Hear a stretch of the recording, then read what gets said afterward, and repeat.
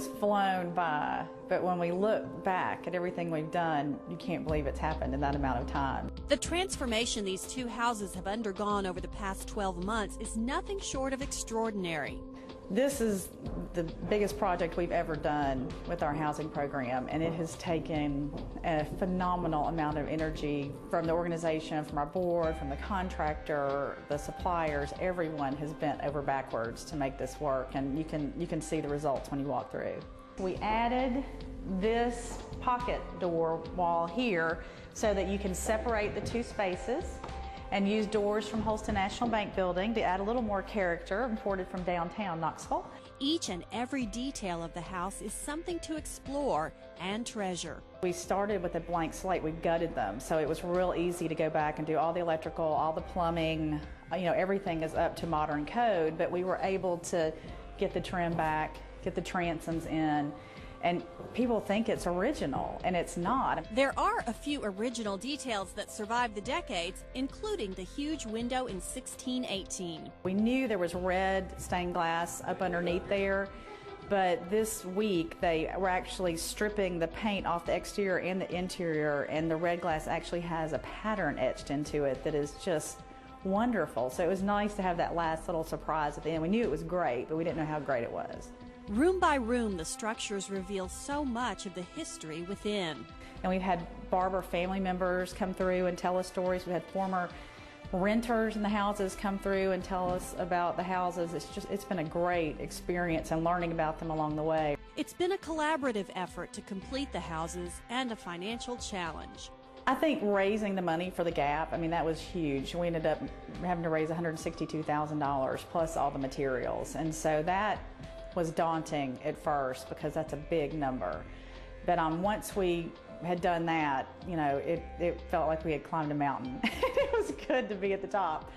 The pieces of these historic puzzles have come from both near and far. We really, literally imported character from Maryville because we had someone contact us about a house that was going to be demolished there, and they hated to see all the original woodwork go to landfill. And so we sent the crew over, and they stripped out all this unpainted oak woodwork that is beautiful, including a staircase.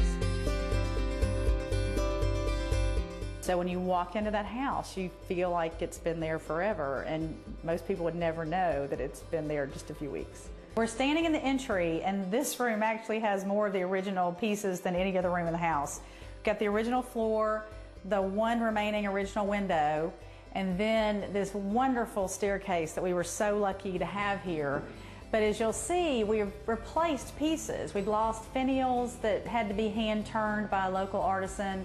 We also had many of the spindles that had been kicked out over the years, so we took one of the spindles out and took it to him as an example, and he turned all of them and we replaced them. And now you can't tell that they haven't always been there. Okay, so the stair leads up to the most dramatic element of the house on the exterior and the interior. It's the turret.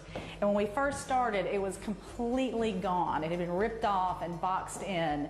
And so we replaced it in its size to match the original turret, but we took a little license in here to add some drama with this 15-foot ceiling, and we placed a period light fixture up there to go with it.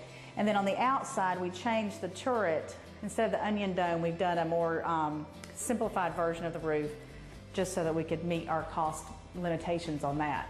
But the turret's back, and we're thrilled to have it, and we think it adds something completely unique to this house that you won't see just about anywhere else in a house built around 1890. Where the Restore America team couldn't include original pieces, they got as close as they could. All the original Victorian detailing was gone. And so through the one photograph we had of the house, we could see the outline of the porch posts.